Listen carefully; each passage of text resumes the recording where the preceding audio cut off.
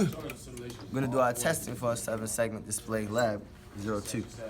So the first thing we want to do is run through this circuit board and tell you guys what's going on and what's happening in the circuit board. First, we want to let you know that this wire and this wire, this is going to be our X input, this is going to be our Y input. Okay. Second thing you want to know is that within this 7-segment display, we have NAND gates to run our A, B, C, D, E, F, and G to this 7-segment display. On this side we have the A, right there. This side we have our B. This side we have our C. This side we have our D. E.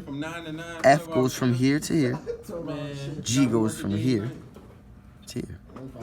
Now, from these NAND gate configurations, from our A, we have our configuration going from here, the output of A, going into the input of A here. Here. And then the same goes for B, C, D, E, F, and G. Now, because those outputs from these NAND gates are going to the 7-segment display, when we turn on the voltage and we put in our combinations of 1 and 0 as far as our Boolean values for X and Y, we will see our specific values light up in the 7-segment display. So that's what we're going to do first. This lab 2, right? We have 5 volts supplied to our VCC, which is connected throughout the circuit. And we also have our ground connected throughout the circuit. Now, our output is supposed to have a shape that looks similar to this.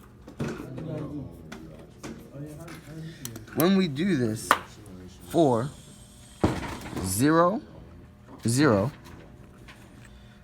we get the same output if we touch down, because sometimes the jumper cables may be a little bit wonky, but we get that output. Second, we're going to do 0, 1. Our 0, 1 is supposed to look like this. We can get that output if we touch here, we get half that C. If we let go, it goes there. If it wasn't so wonky with the jumper cables, we would get that full C looking effect. Now, we're going to do 1, 0. 1, 0, there must be a short in one of the wires because these two are lighting up, but the middle one is lighting up and the bottom one isn't lighting up. 1, 0 is supposed to look like this. So if we were to move these jumper cables around, we could get it to light up in certain areas, but there's a short somewhere, and that comes with experimental error and human error, and also equipment error. Lastly, we would do 1, 1. At 1, 1, we are supposed to get this output. We get the 2, but for some strange reason, this output is a little wonky, as well as the F. We're not sure. Like I said, it could be the jumper cables. Most likely, it is an equipment error, but we don't get what we are supposed to get to light up for the bottom.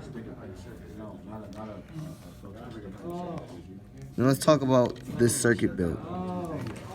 What happens is, learning from this, we can learn that these jumper cables sometimes can be a little bit wonky.